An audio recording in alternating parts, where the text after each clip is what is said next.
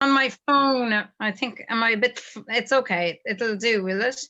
It will do.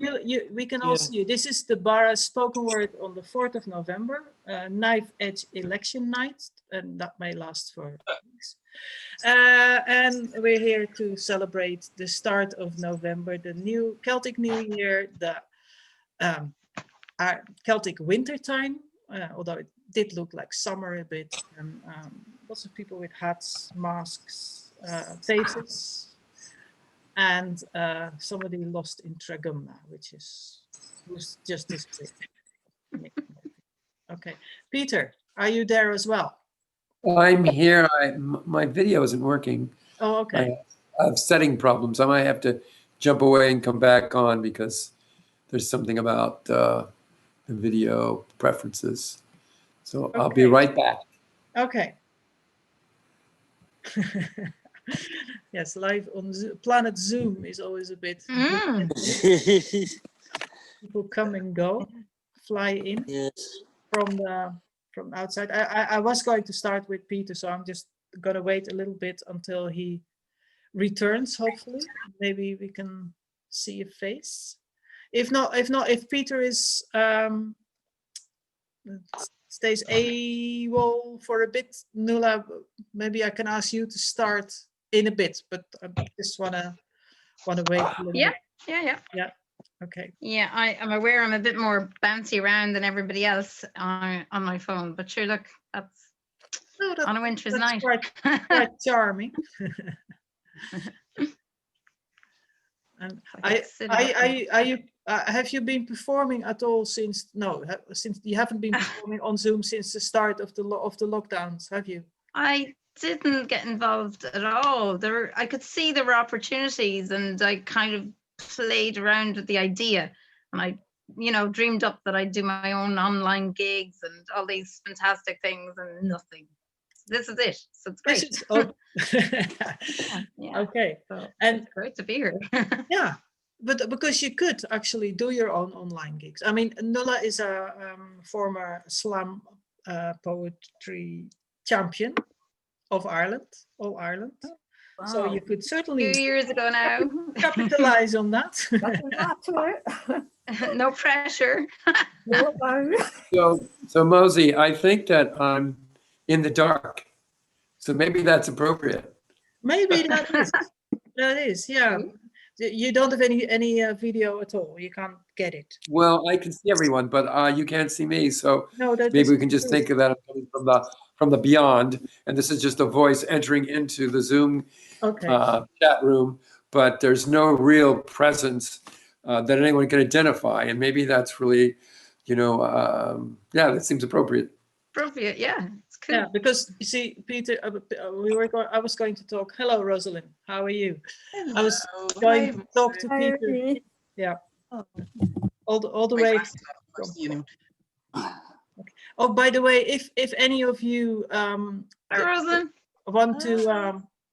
to perform at the open mic, because we've got a number of people that we that are sure to perform, but if any of you want to perform open mic, please put your name here, and then Margaret will organize that when the time comes. Is that put the name in the chat, is it? Yeah, in the chat. If that's. Oh, wait a minute. Fran is going into costume mode. That's great. No.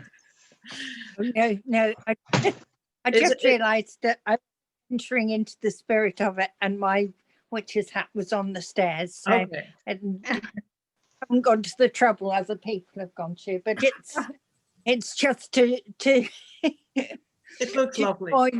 Yeah. Very trendy, very on trend as well. Yeah. Okay. I've invited Peter because I think this time of year is as they say, the thinning of the veil, and witches and magicians and people disappearing into walls, or what have we here? Is it no, it's a dragon.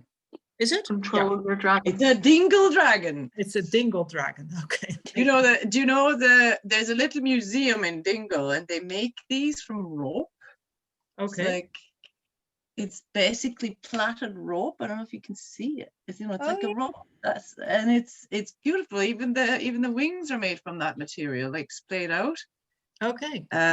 It's gorgeous. Yeah. And it's a tiny, very recommendable museum in Dingle, which is in a private home, basically. But you know what? You'd see like a skeleton of this old bear from thousands of years ago and stuff, where like prehistoric stuff, and then they have curiosities and all sorts of history, and it's a really cute place to go to. What's it called? I forget. It's too long ago. Yeah. It's Google. Dingle Ready. is so small. Anybody being asked about this museum will know and be able to point it out. Yeah. I'm pretty sure they would. We're after lockdown. Yeah. It might be the Dingle Dragon Museum. I'm trying to fix him to my shoulder, but I can't. So maybe they have to have someone to replace fungi. Yeah, I was thinking of fungi as well. Yeah, fungi reincarnated. Okay, Peter, I'm going to put you in speaker view. I mean, that's just for the recording. I'm not sure about the live representation. You're just a couple of names here, Peter Tat. How can we describe you at what is your profession? My profession. You know what my profession. I see things. What? You see things. Okay. Yeah. But we all see things. Most of us see things. And what's the difference between seeing and seeing? Well, I mean, sometimes people see things in the corner of their eyes and they go, "Oh, I thought I saw something," and they probably did. But we're, taught not to actually see things that are beyond the spectrum of normal light. But I don't have that problem. Okay. And have you always had that capacity? Yeah, I have. I can remember being little and seeing things. Why don't we see you on the screen? Because I'm coming from the dark side. I can see that. Very clever answer. It's one of those things, like I tried to get this video, has a line through it. I can't get it going. There's something with my computer. It says it works on Skype. For some reason, it's not working on Zoom. Okay. So anyone who does also see things can see you now, but nobody else can. Yes. Well, that would be interesting. I'd like to see what people can see. That would be an interesting experiment. But if you say you see things, you saw things as a child that other people wouldn't see, can you give one example? Well, I mean, let's just talk about coming to Ireland. Okay. Even though it's a very intriguing a couple of decades. So, I mean, we came to Ireland 26 years ago this past Sunday. Okay, congratulations. So it's sort of an anniversary. And we landed outside Bantry in a house, the farmhouse, that was totally haunted. Okay, in a house that was totally haunted. Yeah. Okay, and Wow. how did you know? It was our welcome to Ireland. So I mean, it's really appropriate that you're starting with me. So it's fitting for a person who lives where you live. Yeah, I no longer, we broke the lease. It was so bad. The kids couldn't stand it. Things were happening. Children being thrown downstairs. Black dogs were appearing in the fireplace. It was at the base of Ferry Fort. And the woman who owned the place, Mary Ford Fisk, had told us when we were still in the States that they're fairies and I feed them wine and milk every night. So being American, fairies, are these sweet little things that dance around gardens. They're not these sort of creatures that eat children in the middle of the night. Halloween. Yeah, and so for me, the commercialization of all of that, you know, is also very American. But the reality to me, you know, of these things is something that it was just part of my life. It's something indisputable. It's sort of like when I talk about it, you know, I think people who don't see that next spectrum, you know, it's like people who are colorblind and people who have full vision. Can I ask you something? Yeah. The fact that it was haunted in the house, were you able to see what was haunting it? There was a man with a beard who was in a closed, they had something called the box room. And my son saw and described him very distinctly. And once we broke the lease and came to Ballydohab, we went back and talked to a neighbor farmer. And he described this man who had passed and who was still in that house. And he said, oh, the crack when I was young was to go down there, and this old fellow would tell us these stories, and we run out of there screaming. So the spirit of this old man somehow liked to frighten children, and he was still in the house when we moved in. Frightening children still. Yeah. Wow. So, you know, what people accept or don't accept as real is really a matter of personal experience. And personal belief, as in like trusting what you perceive, as in I find it difficult sometimes believing in what I'm perceiving as something that's not just simply my imagination. Yeah, but because you have a kind of clairvoyance. Sometimes Yeah, you do. insights, let's call them insights. I think everybody has insights sometimes. At least. Yeah, but insight is not an interesting word. It's to see inside. Yeah, yeah. I know other people who have more antennas than I do, and like some of them speak of seeing as well. I would speak of hearing, maybe. Okay. Yeah, and So that can always be a thought of your own as well. So it's sometimes it can be difficult to trust. But you know how I take it, like it's like if I get a memory of my grandparents sent in a specific moment in order to guide me in that moment, I just trust that is a reality. It's actually my ancestors reminding me. Or whoever they, you know, passes that message on or whatever. But I know also that thoughts flow freely, and it's just about me not having the telepathic quality always of like really surely picking it up. But I think we've lost that ability as a species over time, or many of us have completely lost it. And for me, it's sometimes there and sometimes not. But I know it exists, so that's not without question for me. Yeah, it's interesting, isn't it? I think it has a lot to do with culture more than species. But do you feel, Peter, that you know, do you feel, Peter, this time of the year, this month of November, is that a specific, could they say, is the thinning of the veil, that more people are more sensitive to whatever is there that they do not really see? Do you feel that is true, or is it like a kind of myth? I think it has to do with you know, Old Souls Day, and that's a tradition, and I think the souls show up. I think the more present they're.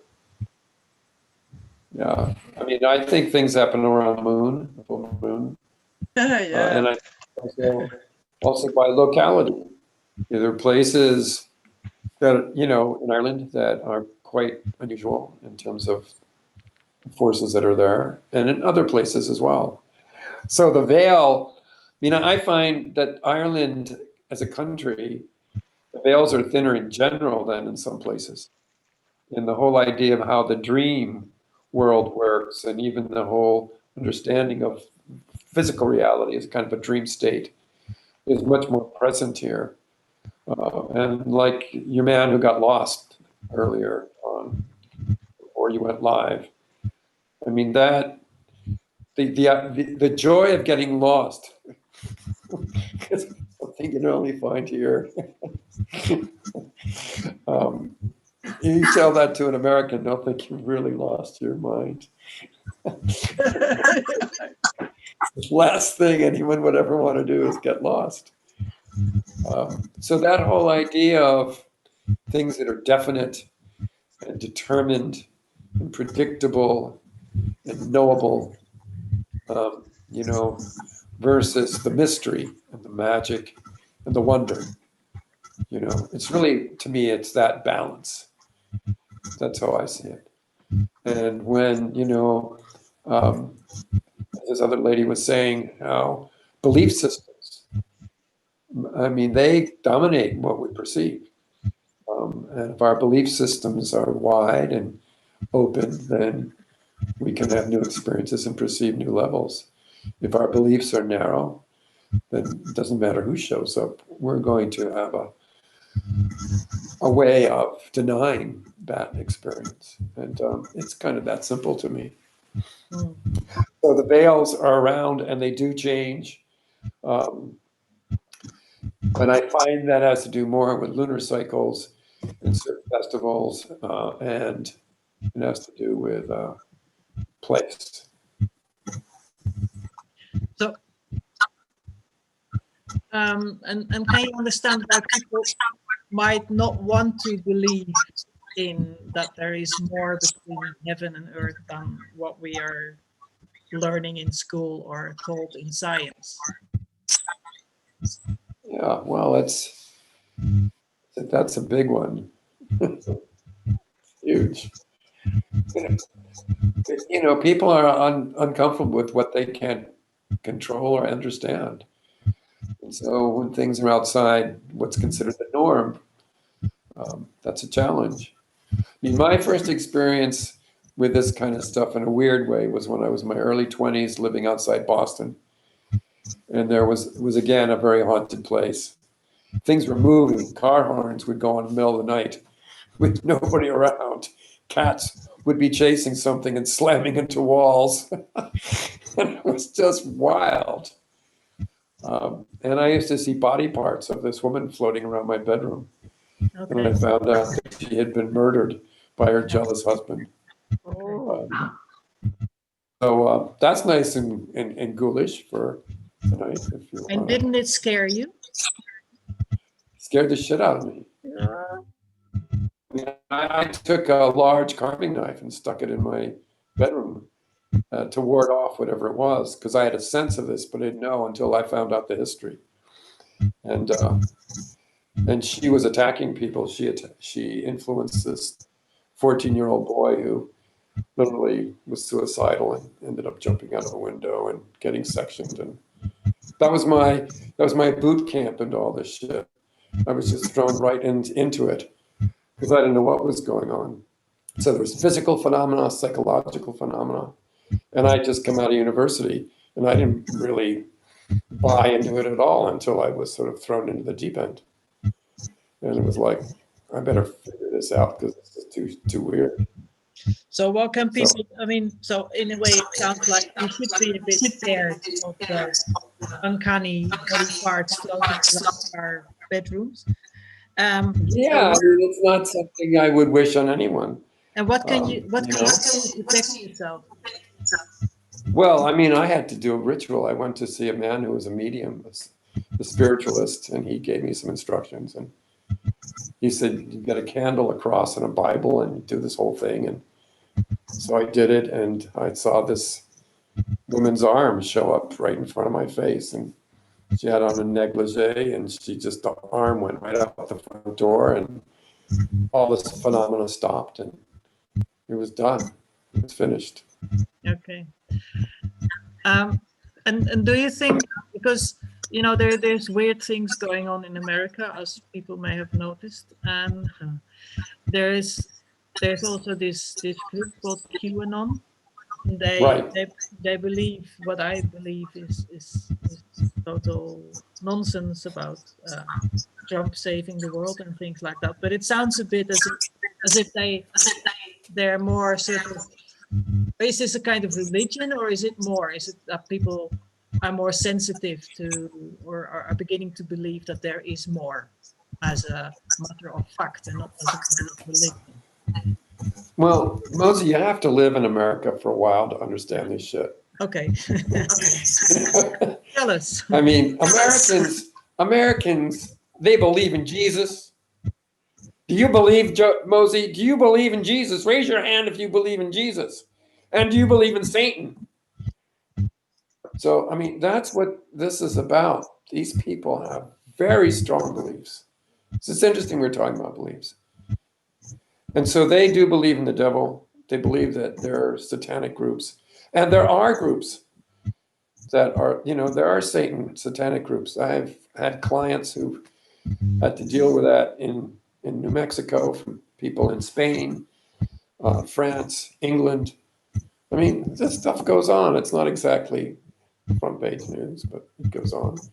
But the kind of stuff QAnon's talking about is something that's quite spectacular in terms of if you dive into what they're saying. But that's one of the reasons Trump has gotten so many votes. So whatever it is, it has a real effect on our real lives. What has a real effect? That belief, whether the belief is true, right. The fact that they believe it has a real effect on obviously. I mean, yeah. I mean, people really do believe that there is a satanic group that is running the Democratic Party. It's like those are the people who believe in God and aren't wearing masks because God will keep them from COVID. I mean, this is a really interesting topic to me. Yeah. That's kind of amazing what people buy into. It's huge. It's really, I think, all there is. Yeah, but what's real? What's real to you? What's important? How do you know what's real? Okay, how do you know what's real? Tell me. How do I know what's real? Yeah. Yeah. Well, it's like anybody else. You can tell the truth. You can feel it. For me, I can see people's auras, so I can tell if they're lying. I could always tell if my kids lied, their throat chakras would turn black. They hated it, but they could never lie to me. Read it. That's a handy. It's a handy parenting skill. Yeah. But I mean, that's what I do. I mean, I see things. I look at Trump's aura. He actually has some good colors around his heart, but his aura's gotten darker and darker because he's addicted to power and he's into a destructive mode. And I'm seeing it again and again with world leaders that they become darker and darker because they get hooked on power. And do you believe that people who are hooked on power is that from some sort of in their early lives? I'm not saying as an excuse, but as a reason. Is it like It's just one. It's one element. Yeah. I mean, we can see that with Hitler. We can see it with Trump. We can see it with certain people. What are the other elements? There are a lot of elements. I mean, this gets into a big esoteric thing, but it's about energy. So, witchcraft. I mean, is that stuff real? And what is it when you're working with your mind and you're working with, spells? In this country, there are Pishogs. I mean, I met a guy when I first came here whose father could undo Pishogs. He was up in Clare. And he, that actually was going on. He told me stories that his father had to track some woman at night who was doing this thing on his friend's farm to their cattle. So, again, it's an uncomfortable thing because it's so woo-woo. Yeah. And if you're not into it, it won't affect you. It's a strange thing. It's that happened in the Philippines with the Marines when they were there, the U.S. Marines, that there's a lot of black magic and spells going on, but it never affected the Americans because they didn't buy into it. So your belief system can be a protection from this stuff. You just don't believe it. You don't, in a sense, you don't resonate with it. Yeah. So if you don't resonate with it, it's not going to touch you. Yeah, that's a good tip. Simply don't believe. Okay, so can you tell us one little woo-woo story as our woo-woo guest? I mean, you've told lots of woo-woo things, but like, I think you have a story as well. Well, I don't want to take people out of their comfort zones. I mean, you know me, I'm about as woo as anybody I know. Yeah. So, my reality is pretty wild. Okay. I mean, it's wild for me.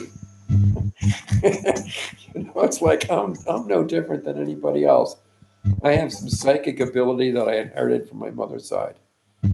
And there's all kinds of stories on her side. And people have stories.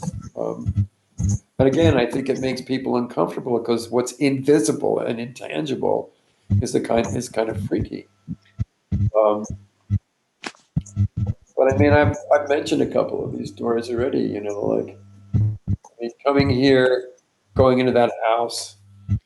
I mean, it was a really creepy house, and I couldn't change it. And I think that's part of it. If some of these energies are really not very nice, so that's scary for people. But on the positive side, I mean, if you know more about if we know more about what influences us, for example, we all have had childhoods. Yeah. Like, so like far, born. yeah. Unless you were cloned. Huh? Okay. There's no clones here, I can assure you. But we all. I'm a clone. Oh, okay. You're a twin. That's different. I'm literally a clone, scientifically. Are you? Can I say something? There's a lot of interference. I don't know how. I don't know. Is anybody else perceiving that too? Yeah, I do. Yeah, I think those are the spirit. But I Okay. suppose it could be Yeah, it could be the fact that those who are not speaking aren't muted. Yeah, Okay. There's an echo, so I'm just gonna do that again now. Yeah, because I don't know what else to do about it. You're right. Yeah. Now I think people have to mute who aren't. Yeah. Who aren't talking. Okay, I found okay. That's probably it. Thank you very much, Rosalin. I was just trying to ignore it, but I'm glad not everybody did. Now, I was going to say, like, everybody, we know that our experiences in very early childhood sort of affect us really seriously in a way. I know, attachment style. But both, I mean, Mosey, both trauma and also things that I've seen so many adults that I've talked to who have had experiences, with an invisible playmate, for example, which they've totally got an invisible playmate. Okay. And so a psychologist says, oh, that's the imagination, and then that's dismissed, But my first daughter, Laura, she had an invisible playmate named Hannah Peach. Okay. And I could see her, and they would take baths together and read books together. And it was this other person there with her. And, it wasn't in her head. This gets into I could go on a big rant about psychiatry. Because when people say that there's somebody there is. It isn't just a projection of a traumatic experience. And so that's something that I've gone into mental hospitals and I've seen people who are on heavy medication talking to people who are actually there. And would you consider them ghosts? Would they be? Well, they're people who are non-corporal. Yeah, they're you can call them a ghost, but there are these beings that come in and out that we call them the dead. But they're just not, you go to the next side. You just don't have to pay rent and pay a grocery bill anymore, but you're still walking around. Okay, that sounds like a really lovely prospect for all of us. Can I thank you, Peter, for this contribution? And it's a pity we can't see you, but that it might add to the mystery. Well, like I said, is he here? Is he alive? Sorry. So, what were you saying? I'm just coming from the dark side.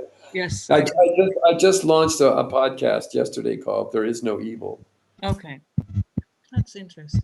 Maybe you can put. Can you put in the chats where we can hear the podcast, because I'm actually interested in it.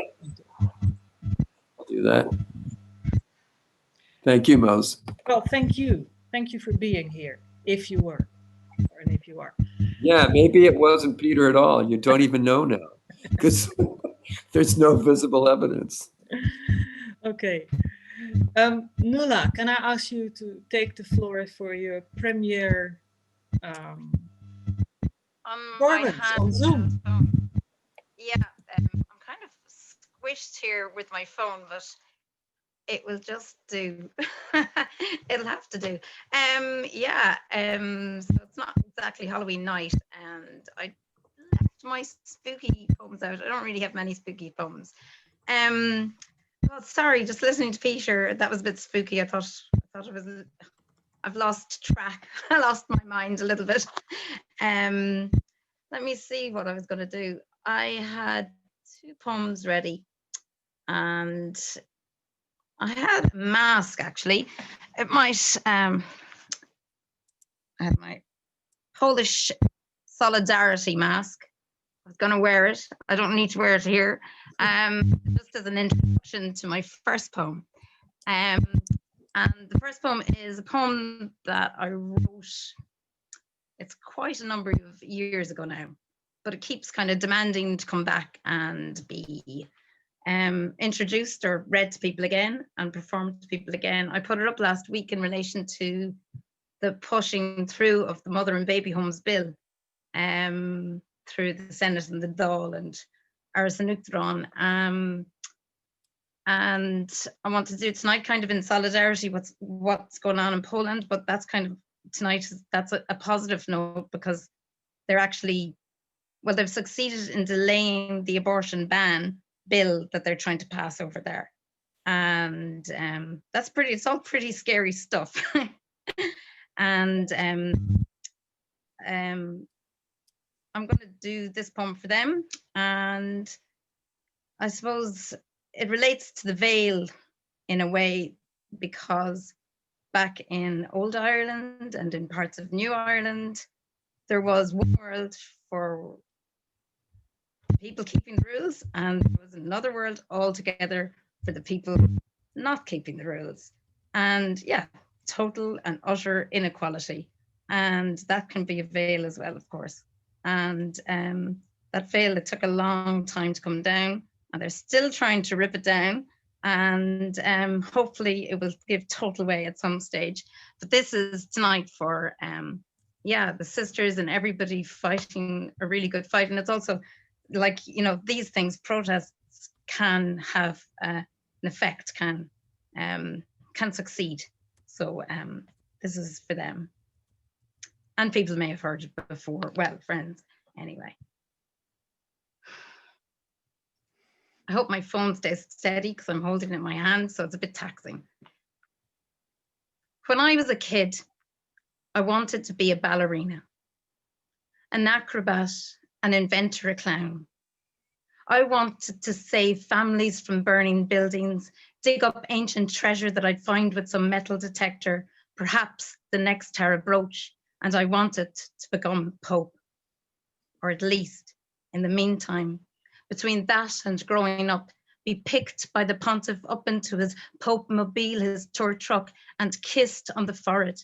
And this picture be beamed out around the world into the home of each boy, each girl. It was 1979 and I was 8. I was one of 6 and I was an identical twin sister. I had hiney socks and a little anorak and a wee wooden stool with a blue plastic seat. My twin, if I remember right, she had the red one. And side by side we sat in amongst our family, in a crowd of over 400,000 people that came from as far away as the moon.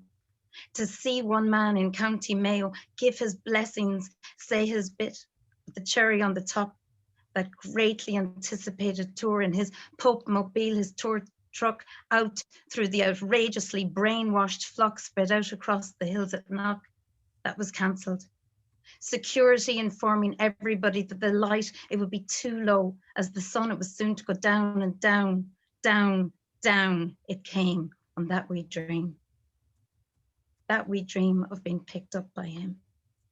That wee dream of being picked up and kissed by him. That wee dream of being picked up and kissed by him, and this recorded for the television, when in reality he probably would have bypassed me. My age of 8 not cutting it. 6 or under would have been better, because 6 or under would have been cuter, and that is what these pictures were, cute fodder. The cover of the cover-up of the systematic, historic and global sexual, psychological and physical abuse of little children. The incarceration and the forced slavery of countless women, over 10,000 in this tiny country alone, and the stripping away from them of everything, from their names to their children, by the anointed members of that religion who call themselves fathers, brothers, sisters, mothers. And never one bit of this ever recorded for the television, and if it wasn't on the record, then it was not happening. In 1979, when I was 8, I could have never imagined that he, the Pope in Rome Almighty, that he hated me because I was just little. I was young. And along with that, one day I would become a woman. When I was a kid, I wanted to be a ballerina, an acrobat, an inventor, a clown. I wanted to save families from burning buildings, dig up ancient treasure that I'd find with some metal detector, perhaps the next terror brooch. And I did want to become Pope. That's my first one. It's funny, I can't hear anybody else, so it's like I'm just in the room on my own, but I can see a few faces. I don't have all the faces because it's on the phone. So, and the next one is more, not a meditative piece, but it's about an ash tree, one particular ash tree, and ash trees in general. And it does mention witchcraft, and it does mention a witch, and it doesn't mention fallen leaves. So I think it'll pass for the night on that level. And it's one I wrote, God, it's the summer before this already. But it hasn't been performed enough, I suppose, because we're not getting out at all. So it's really nice to have you folk here to listen to this. Yeah, it doesn't get aired enough at all. This is called Under the Ash.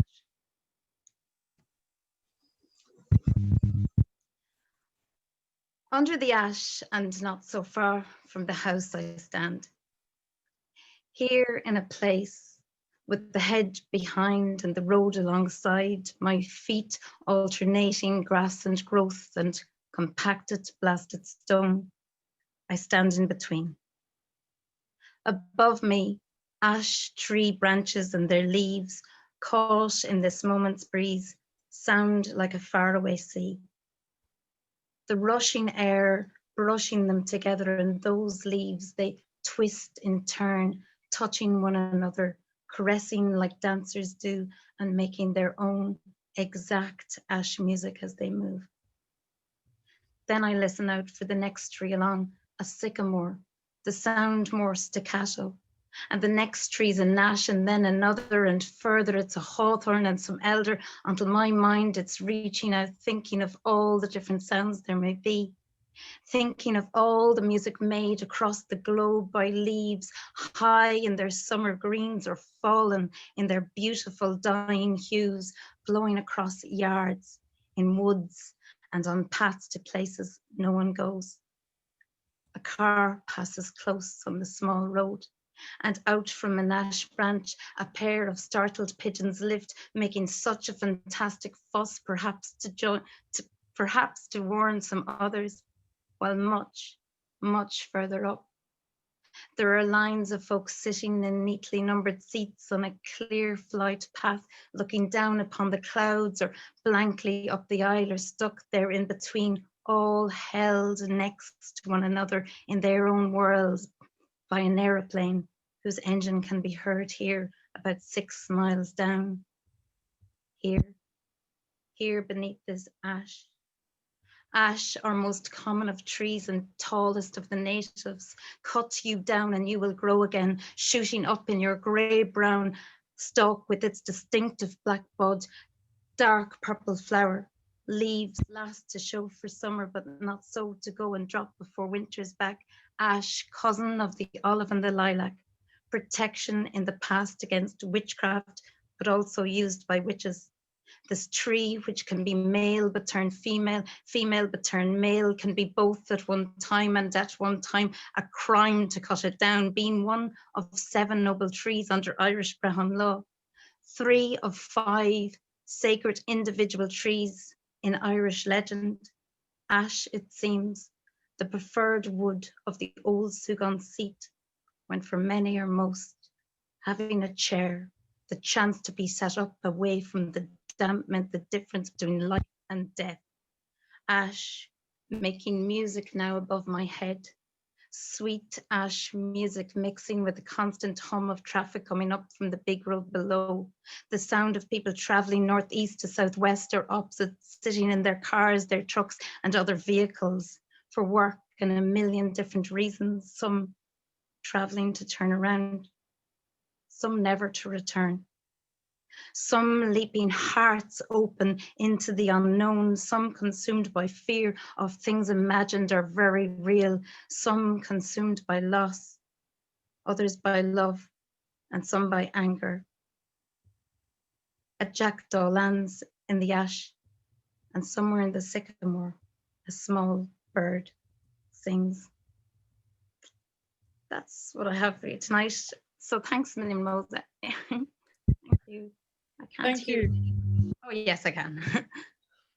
Thank you so much, Nuala. That was really beautiful and wonderful and so well spoken. And I hope you are going to do more on Zoom online. Oh, yeah. Don't hide your light under the ash tree. Yeah. Thank you very much. Very powerful.